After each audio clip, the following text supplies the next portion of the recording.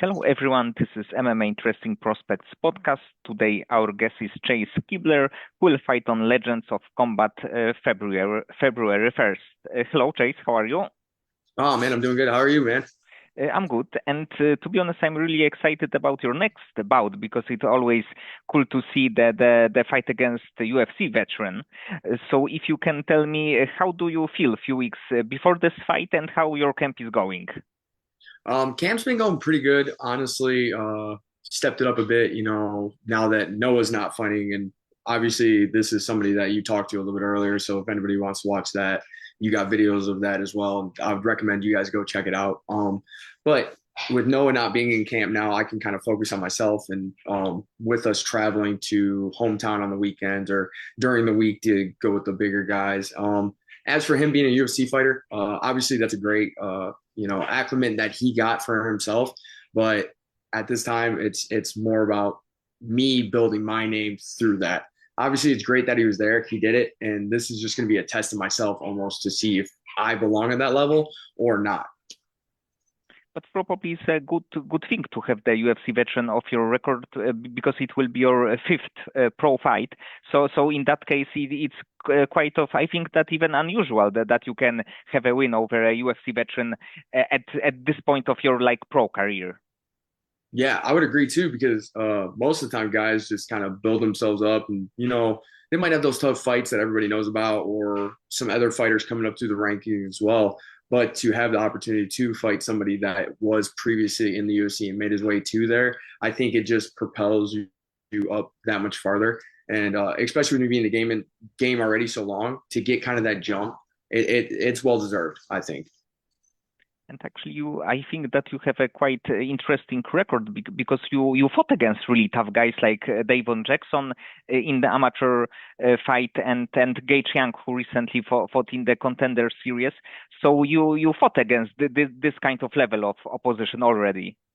Right. With Devin, that was a fun one because I think, in my own opinion, and I'll say it like it is, I fought him and I was really worried about his wrestling. And so when I fought him, I actually hit him with a really nice switch jab to a high kick, and I ended up dropping him.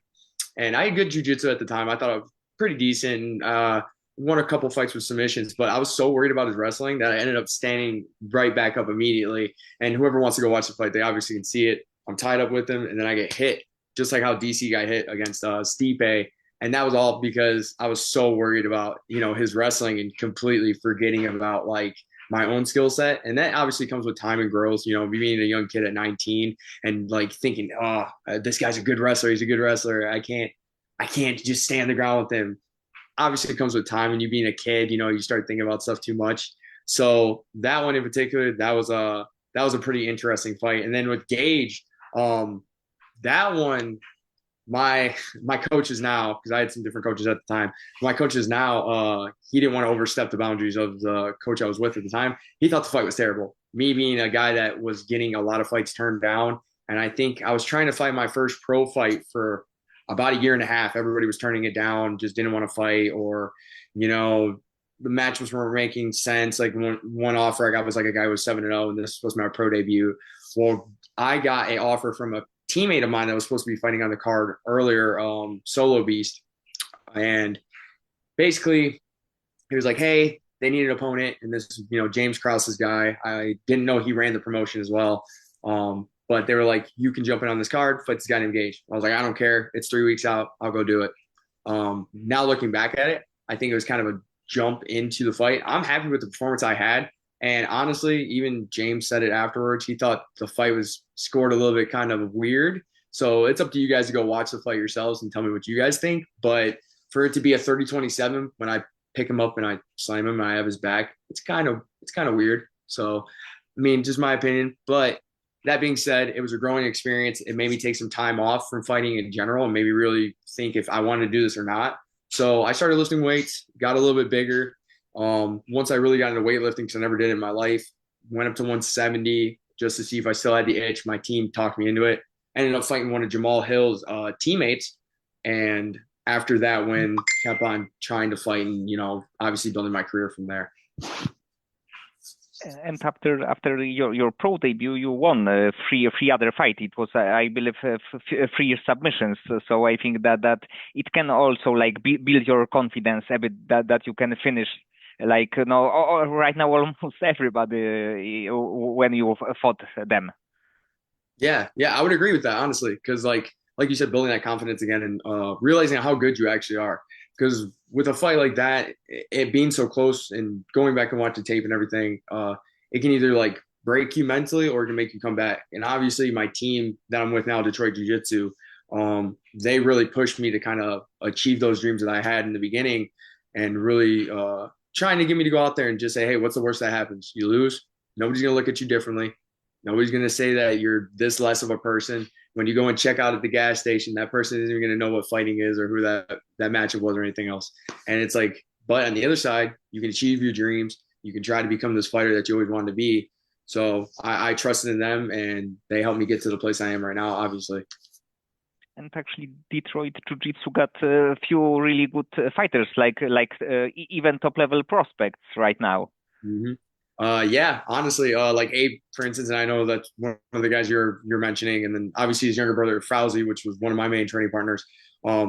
Abe's a good person to have in the gym, because when he first started his career, that's what actually started to bring me back to fighting in the first place. They knew I was a really good fighter, and I kind of stopped doing it for like a year, and then he was in the army at the time, and he's gonna laugh at me if he comes back and sees, but he's a little bit chubbier. You know, he was in the army, kind of doing his thing, and he was like, "Hey, man, I kind of want to do MMA." I was like, "Oh," I was like, "That's cool, whatever." So his cousin got with me, and we both started working with him. And then obviously you see grow through the ranks, but it was me and him in the beginning. We grew that MMA program, and then we actually got Anthony a part of it, Anthony Fawaz, for anybody who doesn't know. And then Hamka obviously took over the striking side of it, and then kind of me and Abe basically cultivate and create that program along with the coaches there at Detroit Jiu Jitsu. And now, if you look at the north side of the state or the north side of the United States, we're one of the top gyms that everybody's looking at right now. So probably right now it's like a very good place, but in a few years probably it will be even better, right? Oh, 100%. Especially with the facility we have.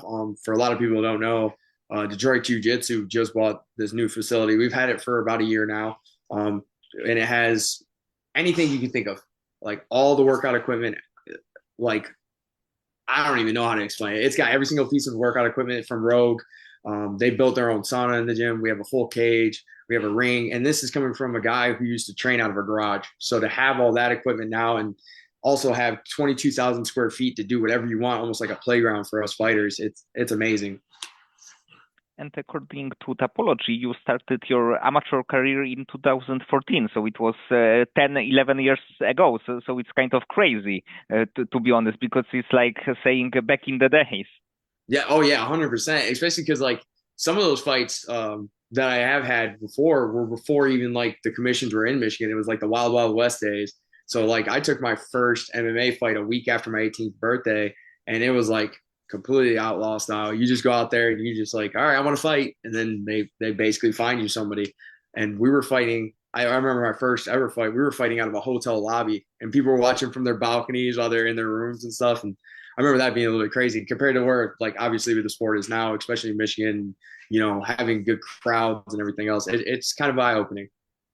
So at that point, you didn't have any idea who you will fight. No, no, that was the weird thing. So like they'd kind of mention it to you here or there. You kind of see a name, but like obviously Facebook wasn't super big, and I think MySpace is maybe a thing still then. And to find somebody, it was kind of rough, or to even see like Tapology or anything else. It's like maybe you can find the wrestling program on like On the Mat or some other stuff websites, but besides that, you weren't going to know nothing about your opponent basically. And also in the amateur career, you had some breaks like 1 year. I think that even more. Uh, I know I see that even more than 2 years.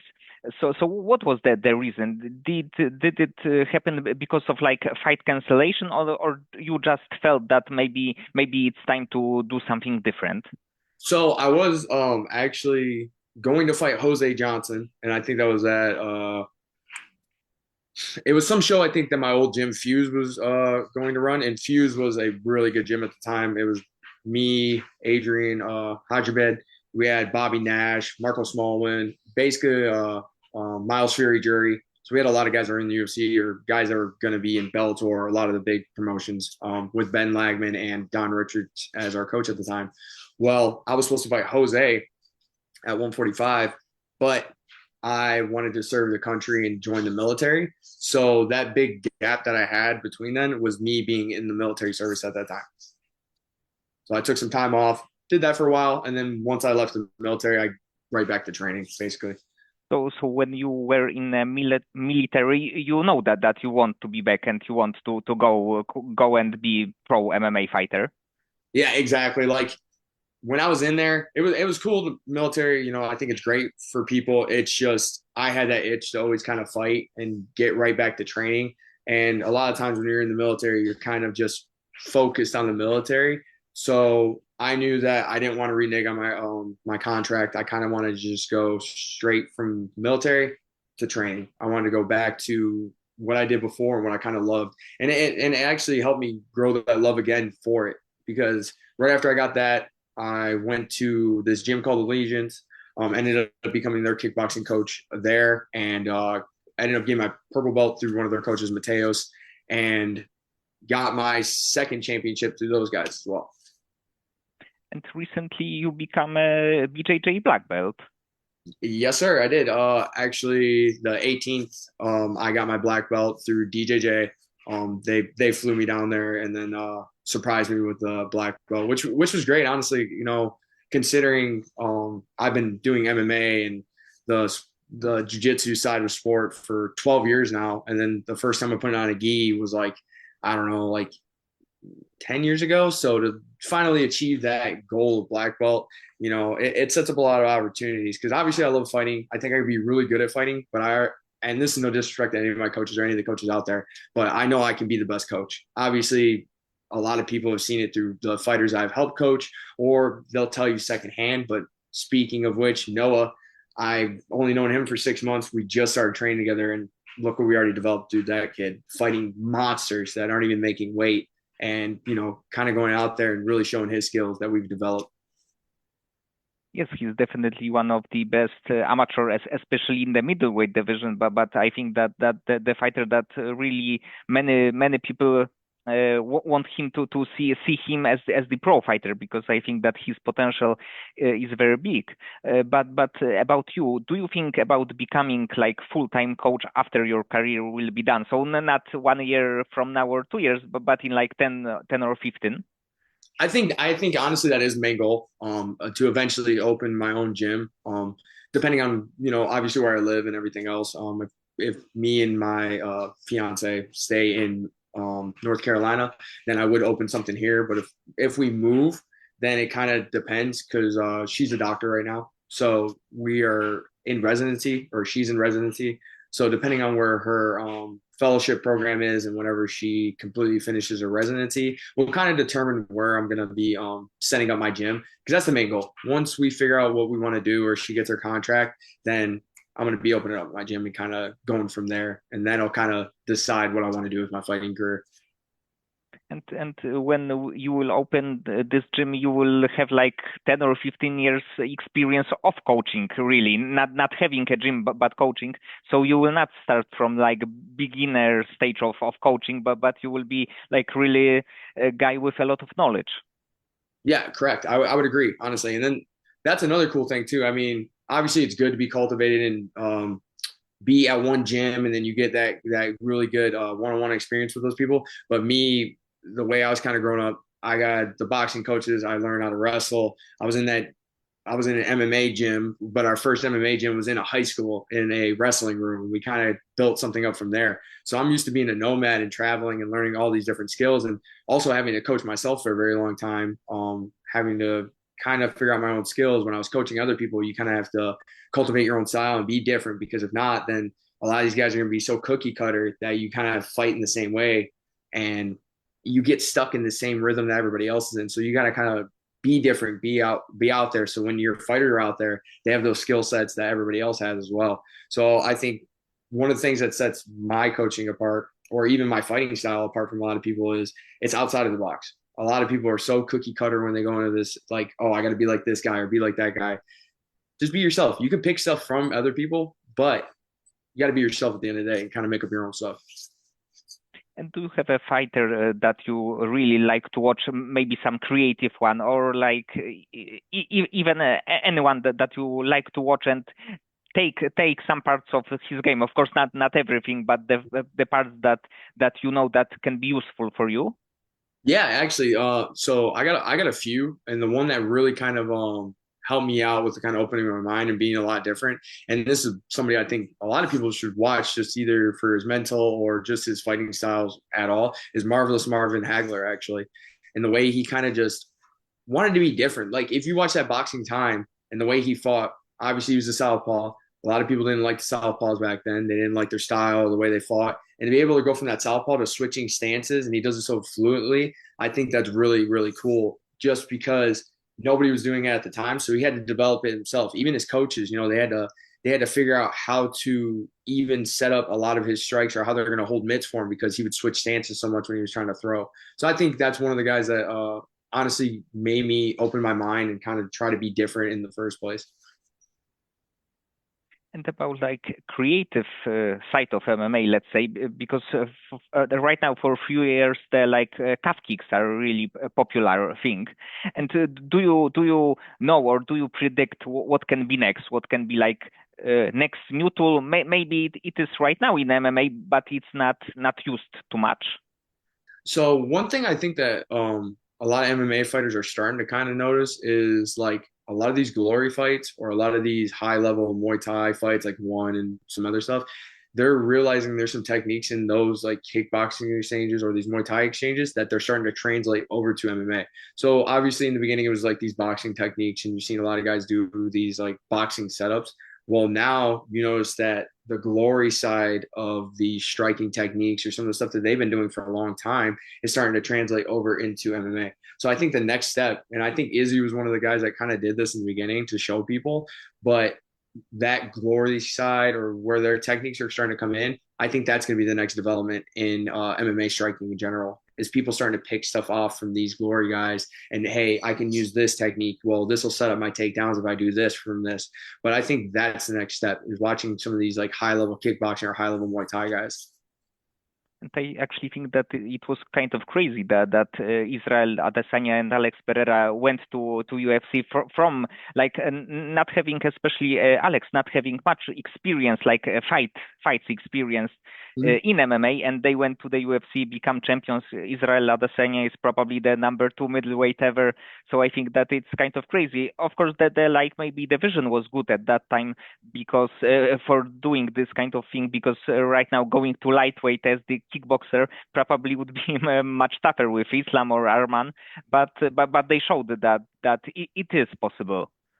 Mm-hmm. I would agree too, honestly, because like we seen like Gogon Saki try it and everything else, but he just didn't have the accolades in the wrestling, which kind of had him more scared. Whereas I think like an Izzy or a Pereira, like how you're bringing up, they were just more confident in their striking and not so worried about the takedown. Or if they were, they went to these gyms where they were so high level with their grappling that they were still getting these MMA exchanges with that. Whereas Gogon Saki, he still stayed with the same gym. It was kind of just focusing on his kickboxing. I think when it comes to MMA in general, like you have your black belts in jiu-jitsu, you have your black belts in wrestling, I guess you'll say, are those high level guys in wrestling. But unless you're getting those MMA like looks or those MMA like rounds, it doesn't translate. You could be a black belt all you want, but when you do MMA jiu-jitsu, it's a completely different sport, I think. And I think that's something that Alex like really focused on with getting with Glover, a guy that was like top level contender and somebody that was obviously a belt holder for a very long time. It just pushed him that much farther to get better at the MMA jiu-jitsu side. And for now, from the UFC, do you have a lightweight from the UFC that you would be interested how your skills match up against his? Ooh. Uh, I mean, obviously he's a name that everybody talks about, but Dan Hooker would be kind of fun. I think just because I always a bulldog and kind of fights in the center. That's something, I'm always kind of pushing the pace and trying to stay on these guys. So I think that one would just be a fun fight, honestly. Actually, it was also my first pick, you against Dan. That's funny. Yes, especially that recently he's on the like really good, let's say, shape of his career because he defeated Mateusz Gamrot, and I think that it was a really big surprise. So he's definitely his story is like a bit like Max Holloway that he lost some fights and then did some great things. Of course, he's not a champion, but he showed that that after few losses he can go back to the top even. Exactly. And I would agree with that. Yeah. Cause like a lot of these guys, even myself, like I said, I took some time off trying to figure out, what I want to do after a loss. And he's one of those guys that like, whatever, man, I lose, I'm still going to get back in the gym. I want to achieve what I want to achieve. And like, obviously Noah said one of his favorite fighters, Gilbert Burns. You see Dan, he knocked out Gilbert. He's got that fight in him. And it's realizing, hey, I can do this more than I'm scared of losing. And I think that's one thing that me and him have very, very in common is just fighting through it and just getting that dog out and trying to like just smash somebody. Yes, especially that I think that like undefeated record is like super cool, like Khabib or like to be like 10 or 15 and 0. But in the end, like almost everyone lost a fight or two or three, and we are talking about like top level, even top level fighters, champions. So the loss doesn't mean as much as in the boxing that when you lose one or two fights, it's like end of your career. Yeah, exactly. I would agree with that too because I think like so you got some fans now that are coming from the boxing side and they want to see those guys that are undefeated or have those super records. It's not realistic, honestly, especially in MMA where there's so many weapons you can get hit with or taken down and submitted and everything else. But at the end of the day, you just want to be remembered for those really tough fights or those fun fights. Or I remember this guy, he came out to this crazy song, blah, blah, blah, went out there, there's blood everywhere. That's the stuff that you want people to remember because that's what's going to get you picked up for those next main event spots or those next highlights or you just going out there and laying it all on the line and not being afraid to just throw those shots out there. And do you think that in this year there is a chance that you will get a chance to fight for the contender series? I think there's a high possibility, depending on how I go out here and fight against Collin, obviously. I just think it's more about how I perform more than it is the name. Obviously, the name gets you the recommendation or the recognition. But with that being said, I think it all comes down to how I perform at that main event spot. I think that it would be a good start, especially that it is like February 1st, so it's just the beginning of the year. So I think that like September or October, it would be a really good time for you because you can like add one or two more wins, and I think that it would be a good option for you. Yeah, I agree. Honestly, get this fight done, and that's the same thing my coaches were saying. Hey, get the ball rolling, get this one going. Hopefully, we can get another person to step in there because that's one of the problems I have is having a lot of backouts and a lot of guys that say they want to fight, and then like I was supposed to fight sometime in November, came down to Michigan, traveled on my own money, and then come to find out a week of, hey, person's not fighting. So hopefully, like I said, after this fight, we can keep the ball rolling, keep on getting these fights going, and then like we said, get me on a contender series or one of the big shows. And when you are thinking about your style, do you sometimes try to be, let's say, your opponent and think how possible to beat you just to be better and know how to solve this problem? Not so much. I mean, maybe when I was younger, I would really focus on that stuff, but I feel like now, honestly, I tell all my teammates, I even tell my coaches, just give me your best. I mean, if you want to give me some certain looks and what they do and everything else, that's cool. I don't mind. But at the end of the day, all I want is your best. Because if I'm fighting your best, that means I'm going to get whatever level he's at. It doesn't matter. I just want to fight whatever best version of yourself is. And that way I have to adapt. I have to think about these new situations or whatever you guys are trying to work on. And then another thing too, obviously my teammates know what I throw or they've been training with me so long they can kind of see some different looks. And that's the cool part about traveling to these other gyms sometimes is they don't know exactly what you throw, so you can see what'll work and what won't work. But I always tell my coaches, either Anthony or Ali, or even some of the guys I'm working with here, like Jay and Noah, I'm like, just give me your best. Whatever you guys can throw at me, try to wear me. Let's work it. And recently you finished your opponents quite quickly, but would you be interested in taking some regional title fight to have a chance to fight for 25 minutes?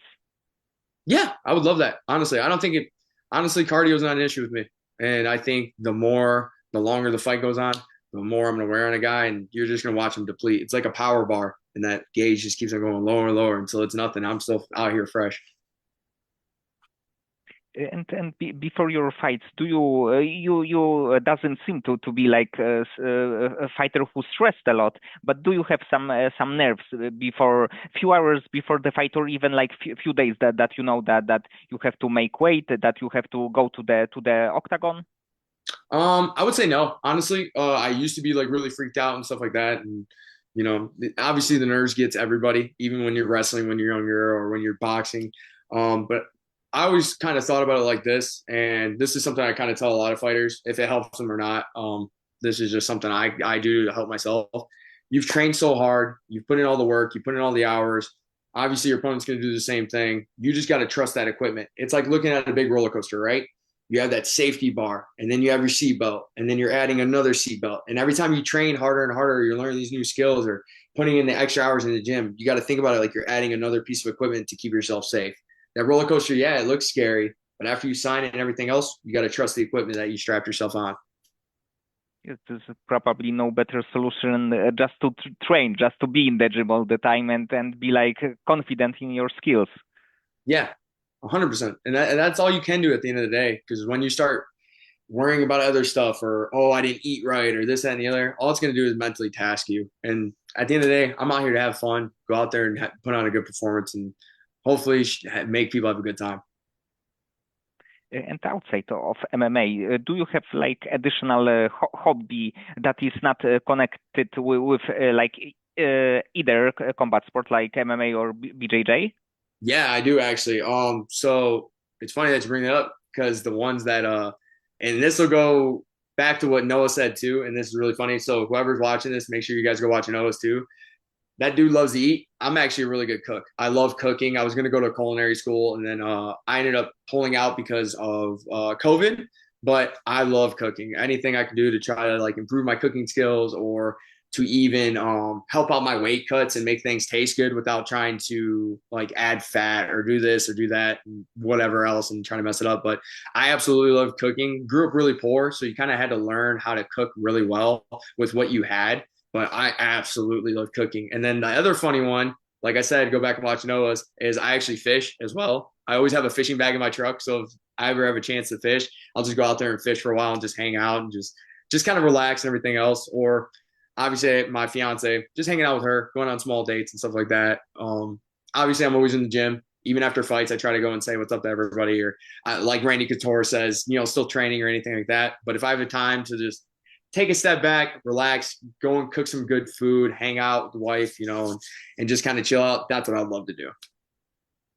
So what is your like favorite meal to prepare? Ooh.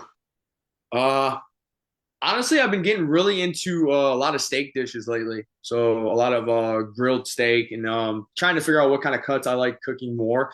Because one of the not to make this cooking show now, but one of the steaks that I've been working with a lot is obviously a sirloin. Nothing crazy, but I ended up getting this. It's a salt cutting board, so I've been using that to prepare a lot of my steaks lately, and just see how if I cut it a certain way am I going to get the salt to taste like this? Or if I season it like this, how am I going to make the steak taste in particular? Or mixing that with like a surf and turf style. And I'm putting the steak after I cook it a certain type of way, using that to cook the lobster. It's obviously a little crazy, but that's what I've been doing as of after this fight. I can't wait to eat and go cook some great food. So that's kind of what's been on my mind. So it seems that you are really like passionate about it because you can hear this. Yeah, yeah. Honestly, like I said, if I had the chance, and hopefully whenever she's done, medical stuff and she's got her contracts and everything else, I'm gonna be going back to culinary school whenever I get a chance, even just taking night classes or something like that. So that's kind of something I want to get back into a little bit more in detail. So it seems that you have like retirement plan because you can have a gym, the some kind of restaurant, and then you will live just fine. Oh, 100%. I mean, and not to sound silly, I'm gonna be married to a doctor. So no matter what, she already told me, hey, you taking care of the babies, then you can have your gym at night, do your thing. I'll be back here taking care of the babies during the day. I'm like, I'm completely fine with that. And that's been our like day one agreement. So thankfully I'm blessed enough to be in a situation now where I can, have that to look forward to and everything else. So I guess we go back to the fighting and talking about that as well. Knowing that I don't need to fight and I still want to do it, that pushes me even harder to still want to train more and to keep on trying to see where I can get this career to. And about your training, did you ever like went to other country to train just for a few weeks, or if not, do you plan to go like anywhere in next few years? I would like to, honestly. I went to Canada to train a couple times when I was down there with a couple of my friends. Actually, one of the guys that's fighting on the card with me, Martez, Heard. We took random trips. We'll go out to Toronto all the time and just go out there and see what gyms they have, and we'll just train out there randomly. We'll just pop into a few spots. A couple of them were pretty good. They had a lot of like eight limbs of combat is what it's called, but it's like a Muay Thai style gym. And they had some jujitsu that was decent. It wasn't too bad, but I would really like to go out to TriStar and see how those guys are and train with Faraz Sahabi. I just love the way he kind of coaches and the way he kind of makes it personal for each person, kind of like the way I teach. And I'd love to hear what he has to say. But as for North Carolina, there is a couple of coaches out here that are really, really good. And they've been helping me out as well, obviously, because I can't train back in Detroit as much. I have to come back for like 2 weeks before the fight instead of being there for my full camp. But that being said, obviously I have my nutritionist. I do want to give them a shout out, Eric and Aaron. Aaron is the one that's been like breaking down the foods to a super molecule and telling me what to cook and what to eat.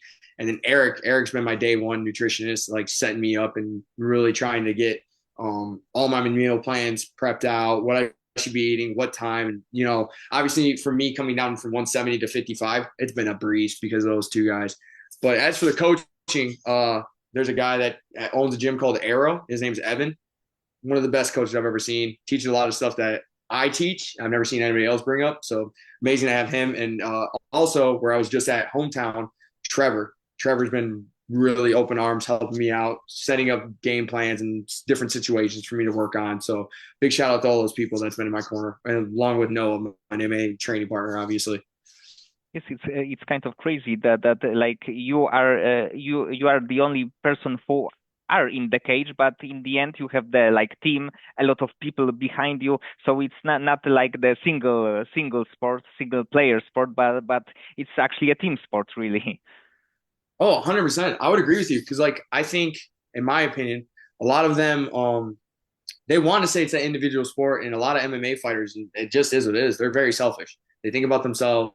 They don't think about their friends or family, and that's something that my training partners, my team out in Detroit, that is my family. Those are the people that I'm the closest with. Those are the people that call me up first. The first thing I moved out here, those are the people I heard from. Those are the people that always been reaching out to me. Hey, how are you doing? Is everything okay when you got out there? Blah, blah, blah. Obviously, I got blessed enough to meet Noah and his family now to where they're even coming down for this fight. They're traveling from North Carolina just to watch me fight. I've only known them for 6 months. So now I have some other people down here that have been great enough to be a part of my family. But when I step in that cage, I know that Detroit Jiu Jitsu, my people here, they all have my back, and they would not set me up to be in anything that I would be in danger for, number one. And number two, they would not set me up in any situation where I could fail. So that being said, it makes it so much of a stress reliever. I don't have to think about anything. All I have to do is go out there, fight, have a good time. Okay, Chase. So many thanks for the conversation. I think Mhm. that it will be one of the biggest fight of your career, but with a win, you definitely put yourself in the like list of possibly to be a choice for the contender series. So I hope that you will add another maybe submission and next in few months we can see you in the contender series. Thank you. I appreciate that, man.